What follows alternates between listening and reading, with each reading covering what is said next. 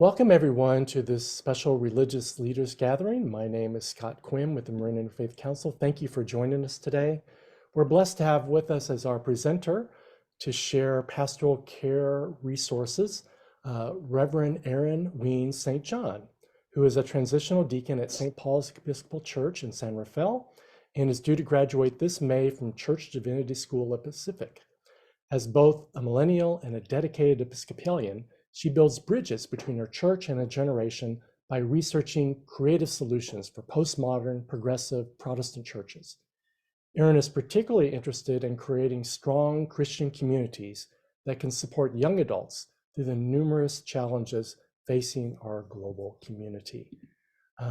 Thank you so much, Erin, for being with us today.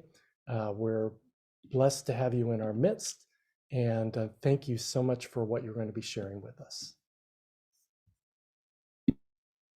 Well, thank you so much for having me. It's really my pleasure to be here with all of you. And for those of you who are Christian, I'm honored that you showed up the week before Holy Week to spend some time with us. So let me get started sharing the presentation. What I'm going to share with you today is a spreadsheet of referrals, and it's quite an extensive spreadsheet, as you'll see.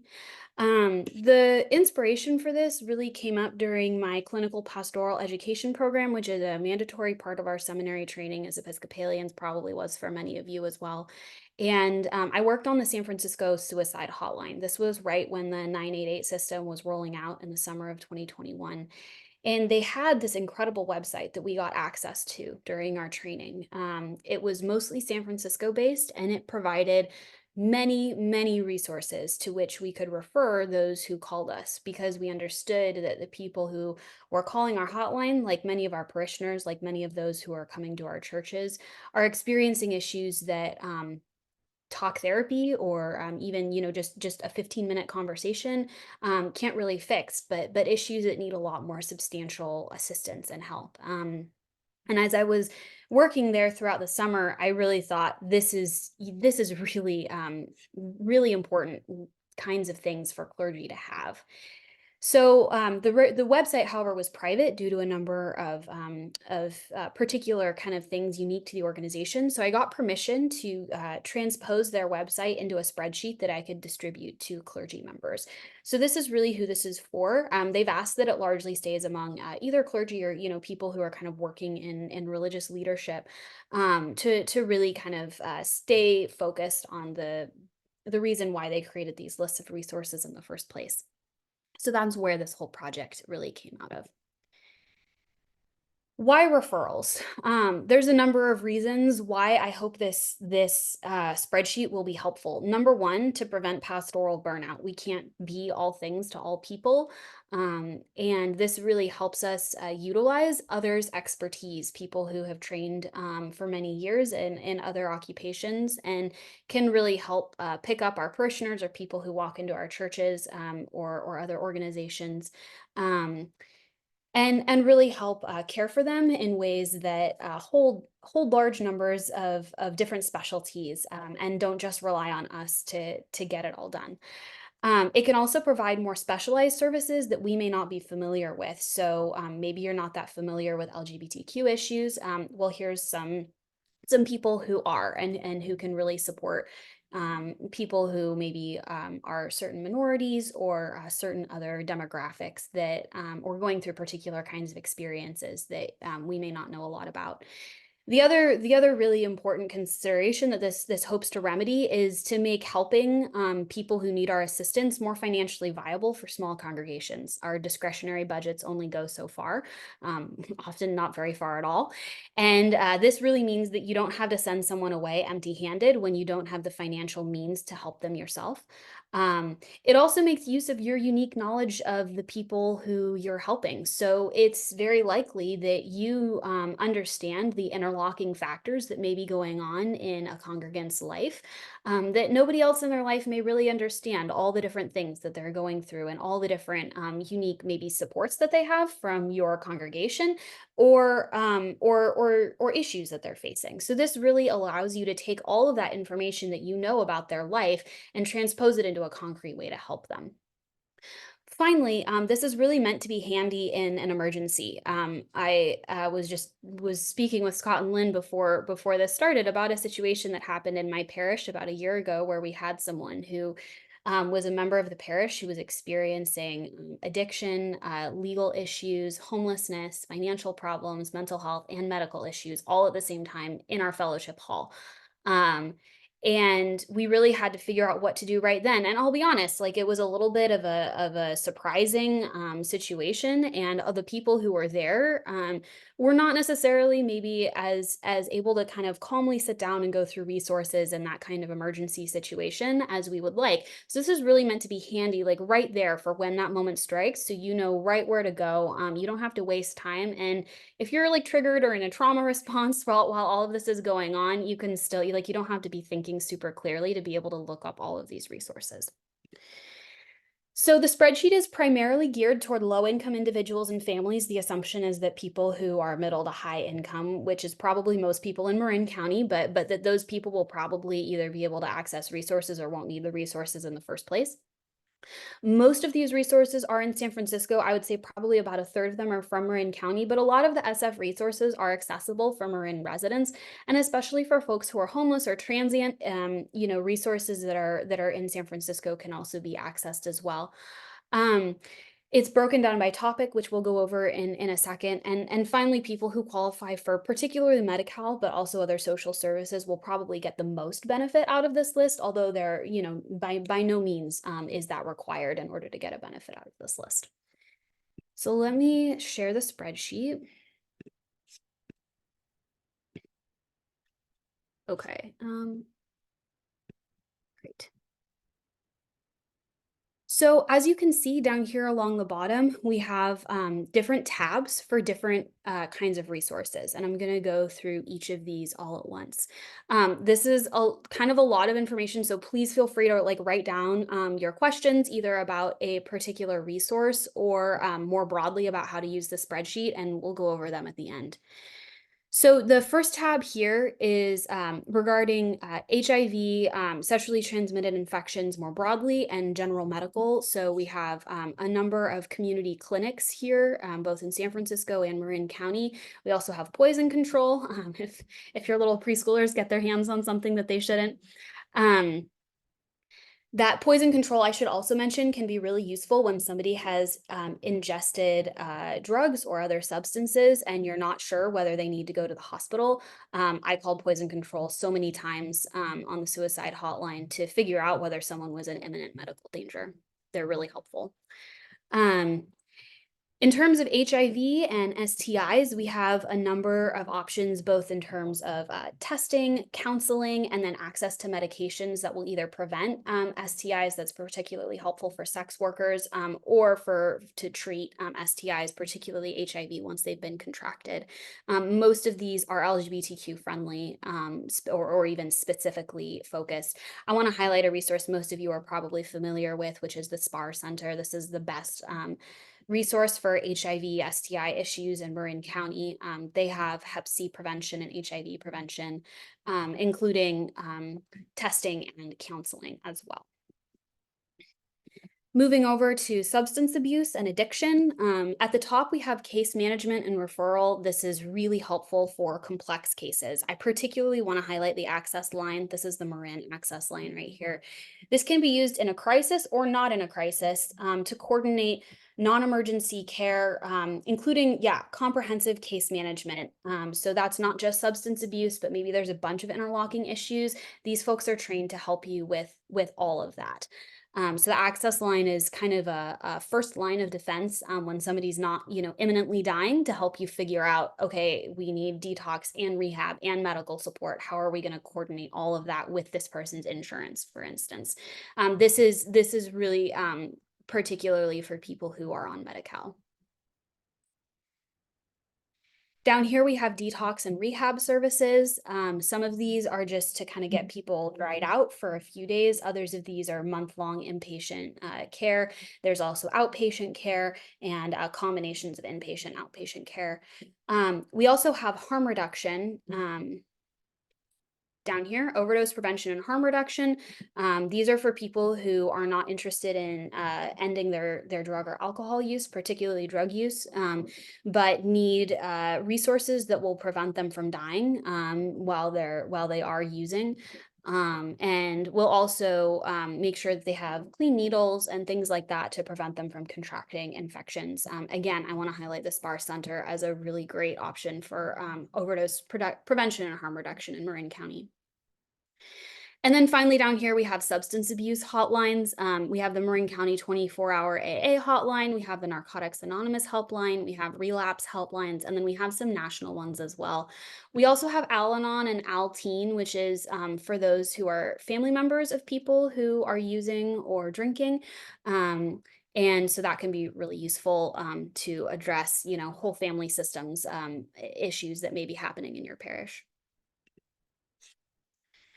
Over here, we have food, shelter, and financial insecurity. These are such interlocking issues. At the top, we have food and hygiene. We're combining, government agencies like the CalFresh SNAP program. That's obviously the statewide, welfare, with more specific issues like Homeward Bound, Ritter Center, SF Marin Food Bank, St. Vincent de Paul. Chances are you're familiar with all of these folks, but here you have their information handy.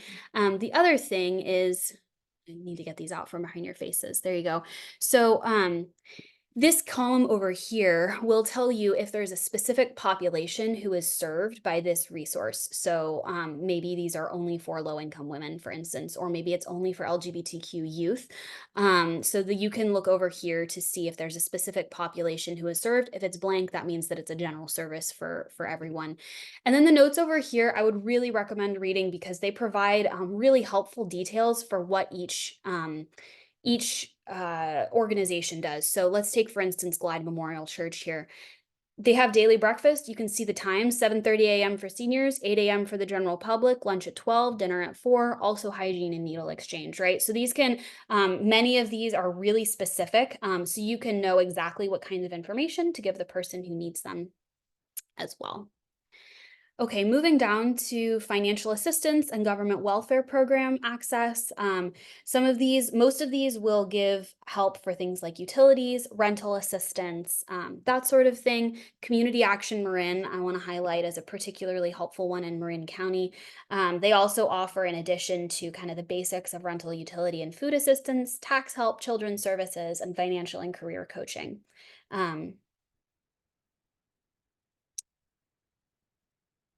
Two other services that I want to highlight. IHSS is something that is not very well known. IHSS is for disabled individuals, and they're largely their family members, but also people who don't have family members to take care of them. So if you're disabled and you're on Medi-Cal, you can sign up for this. It is a complex paperwork project that might require you to help them out a little bit. But once they get through it, the government will pay either their family members, or if they don't have their family members, somebody else to come in and take care of them throughout the week. That can be just enormously helpful and is really designed to make sure that they don't need to go to a nursing home, or especially a state-operated nursing home where they may not be as safe and comfortable as they would be in their own homes. I also want to highlight that PG&E offers utility assistance. So if you know somebody whose lights are about to get turned off, you can apply for assistance from PG&E, and they will help make sure that the lights stay on, with some limitations, but they can be really helpful. And then we have a variety of other benefits as well. Finally, we have housing and shelter. Again, you can see that some of these are for women only or for single mothers and their children, but these can offer emergency shelter and in some cases some longer term assistance as well. Moving on to legal aid, this is a variety of pro bono associations that will help with everything. Some of them will help with issues like AIDS, some with issues like addiction, homelessness, immigration law, all of these issues in which people might find themselves in need of a lawyer and not be able to pay. You can also find legal aid for children as well. This can be particularly helpful for children in foster care situations. Prison law office as well, legal assistance to the elderly. So there's just a number of organizations to go through. If there's somebody who is marginalized, chances are there will be some group on this list that can help them. Although I will say that a number of these organizations are completely overwhelmed and may not be taking on new clients. Okay, moving on to healthcare. This is all pretty standard. We have everything from Medi-Cal's dental program, Denti-Cal, behavioral health services, Medicare. This is all pretty basic state organized welfare as well. Um, and you can see CalWorks, Kaiser, Blue Anthem, right? So this is just really the basics to get you started with somebody's healthcare. It's kind of harder to go into specifics unless you know what their healthcare is. This is the mental health tab. This is by far the biggest tab of the whole spreadsheet. This is really kind of the bread and butter of crisis situations. It's assumed that in most cases, mental health will be necessary, and these other things will be supporting elements of that.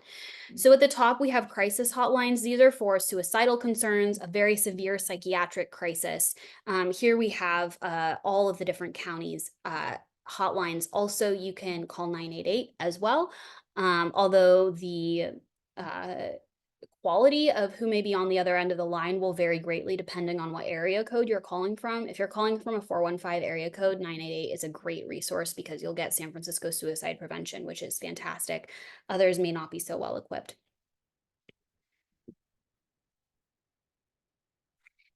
Here are alternatives to calling the police for lower grade psychiatric emergencies, but even something that is on the more acute side, right? Unless somebody is in imminent harm, this really allows you to not need to call the police. So we have after hours psychiatric emergency services, and we have mobile services units. We have mental health, psychiatric urgent cares, which is a great alternative to going to the hospital and getting 5150'd. We also have mobile response teams, including one that is particularly for foster youth. This is a really cool kind of niche resource.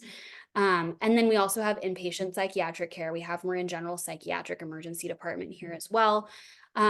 We have the Mobile Crisis Response Team in Marin County. This is a fantastic resource. If somebody can wait for a couple of hours, they will send a team to you, including licensed behavioral health clinicians. They can come with or without police. They also have medical experts and substance abuse experts, and they will come and kind of take care of and diffuse the situation. They're really fantastic. In something a little bit more of a severe crisis, you can call 911 and ask specifically for the street crisis response team. This works in San Francisco as well as Marin County. This will include slightly higher level medical assistance as well as a peer specialist and ambulance transport. They do need to know if weapons are involved. So you can see all these kinds of things here in the notes. But these are, again, fantastic alternatives to calling the police. Speaking of that, here are some racially sensitive mental health resources for people who may be wary of receiving mental health due to the stigma. And then this is more of kind of your ongoing therapy, right? So once the crisis has died down, or if someone is in need of ongoing therapy and can't afford that, we have a number of options here. Again, many of them in San Francisco, but a few in Marin County as well. I want to highlight psychology today, which may seem like a funny resource. These are for your folks who are middle to high class income, right? Who are not on Medi-Cal. These are people who just kind of generally need a therapist.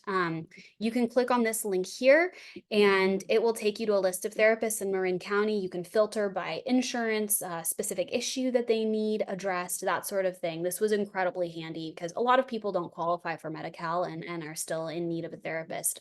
And this way you can send them home with a list of phone numbers that they can call, or you can call the phone numbers together.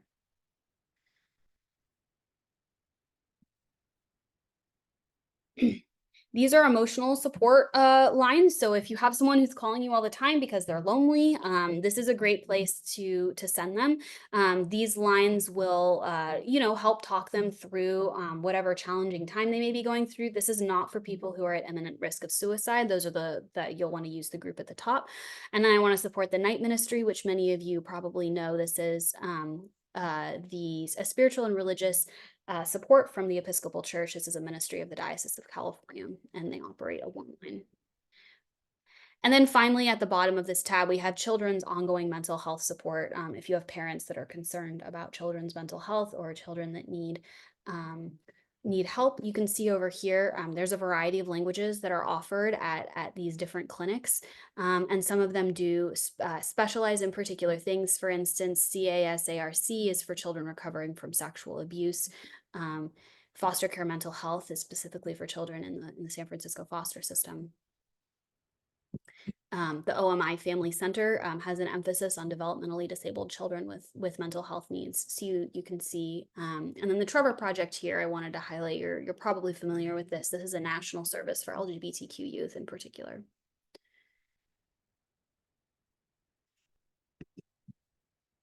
This tab is for the military and for veterans. At the top, we have governmental organizations, largely VA and VA-related services. And then down here, we have non-governmental organizations.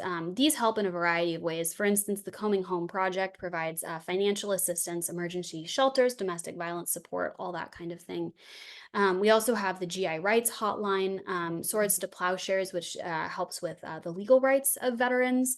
And then About Face is a really interesting one that was given to me by a friend of mine who's a veteran. It's for those who have PTSD and really have ethical and moral concerns about their time in the military. This is a really helpful organization for people who may be coming home and having those kinds of questions. Domestic violence, right off the bat, the Center for Domestic Peace is the hands down the best place to go for this in Marin County. One really cool program that they have that you may not be aware of is that they actually have classes for abusers. So if you have a family in your parish, your congregation who is struggling with domestic violence, not only can the abused party find all kinds of support and help at this center, but if the abuser is interested in changing the way that they are behaving, they have these kinds of classes to help break that cycle of abuse, which is a really cool resource that's pretty unique. I wasn't able to find anything else in the Bay Area that does that kind of thing. La Casa de las Madres is also a great Spanish-speaking support for domestic violence as well. Here we have some specific options for geriatric seniors and disabled folks. And so you can see we have government resources here at the top, the offices of aging. And adult protective services. Adult protective services, I should mention, is the equivalent of CPS for either elders or disabled adults who may be being abused. So if you suspect abuse of someone who is not a child but is in that vulnerable situation, you can call them and they will kind of serve the same function as CPS. Here are mental health resources specific to older adults. The vast majority of these are in San Francisco, but again, that they can be accessible by people who live in Marin County as well.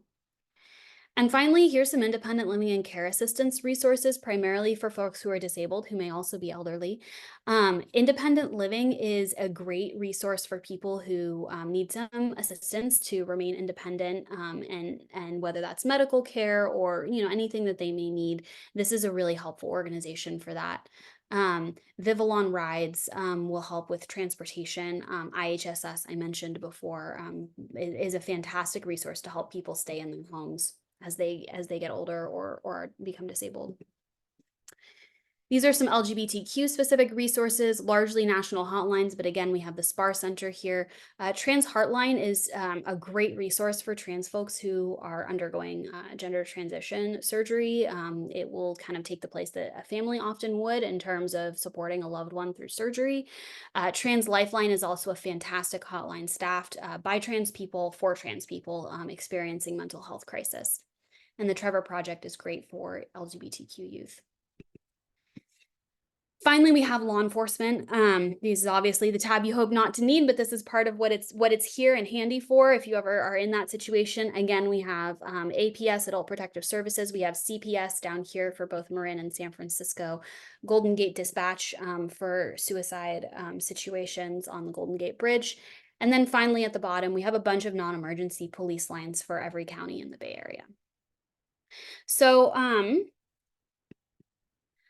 That is the end of the presentation in terms of just like sharing all of the different resources, but I would be happy to answer any questions. The other thing that I would say is like this is obviously an ongoing and evolving process. So if you end up using one of these resources and you're like, well, the hours actually aren't quite correct in the spreadsheet, Scott will send out my email. I would really love to hear from you so that I can continue to update the spreadsheet, because it's definitely a living, breathing document, especially as organizations go quote unquote back to normal after COVID. A lot of the ways that services were shifted are now shifting back or are staying permanently or are continuing to evolve. So it's an ongoing process as well. Thank you all. Yes, Maka. I believe you're on mute. I'm so sorry. Sorry. I was wondering if you were aware, is there still a grief hotline?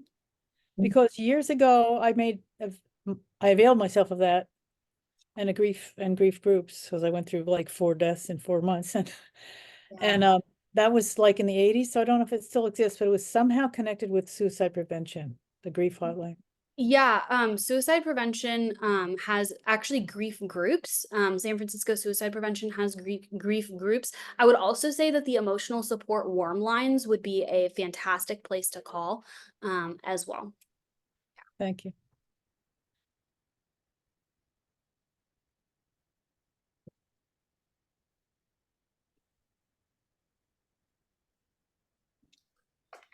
I didn't see that the Spar Center is closed. Thank you. That's exactly the kind of resource that updating that I'll do. That's too bad. That was really one of the best resources in Marin County for this sort of thing. But I do want to highlight that there are all of those resources and more also exist in San Francisco. So you'd have to go a little bit further for resources, but like all of that, like STI, HIV/AIDS, overdose prevention, harm reduction, all of that is in spades in the city as well.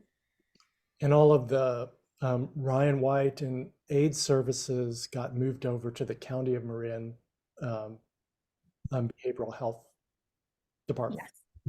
And that's that access hotline that I had mentioned. You can find those resources there on the access line.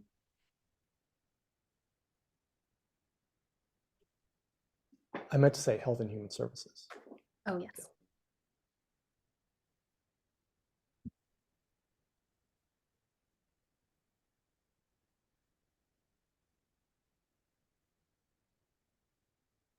So we'll have access to view this, Yes. but you'll be the one. So if we learn of any changes to send them to you, and then you can make the changes on the sheet, right? Yeah, please do. And I've just popped my email into the chat. So you can save that, and that way we can kind of all work together to keep it updated for each other. Ideally, like the goal one day would be to turn this into a website that, or even an app where you could kind of check off really quickly what you need. I don't have the web design skills to do that, but that's kind of the hope one day is to turn it into something that would be kind of an even and easier resource to access. The youth website that you had mentioned, Scott, is also a fabulous resource. I've cross-referenced it. Most of what is over there is also in this spreadsheet. But that's also a great resource specifically for youth as well. Yeah, there's the link. I just put it into chat, helpcompass.marin9to25.org. What is that?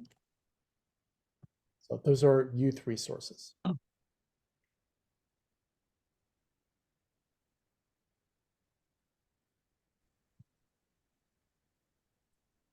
Okay, well, thank you all so much for your time. I appreciate it. And hopefully this will be helpful at some point. This is such a fantastic resource, Erin. I Indeed. time you put into making it. Thank you. I think all of us can say thank you. Thank you. Well, and this is really like largely the work of the San Francisco Suicide Hotline, like had put together so many of these resources as well. And there's just so many different things out there that we don't know about. So many different specialist services, particularly because we're lucky enough to live in the Bay Area. So Thank you so much, Erin. This is so helpful. As I mentioned, we'll send this recording out with the link and with Erin's email if you have any updates.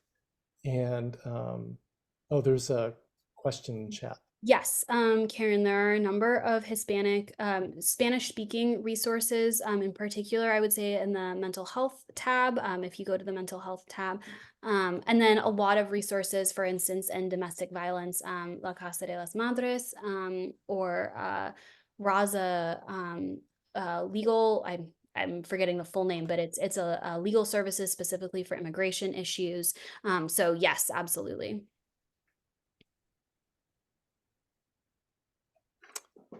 Thank you so much, Erin. Thank you, dear ones. We'll send out a follow-up email with all this info, and thank you for joining us today. Bye all. Thank you. Thank you. Thanks. Bye.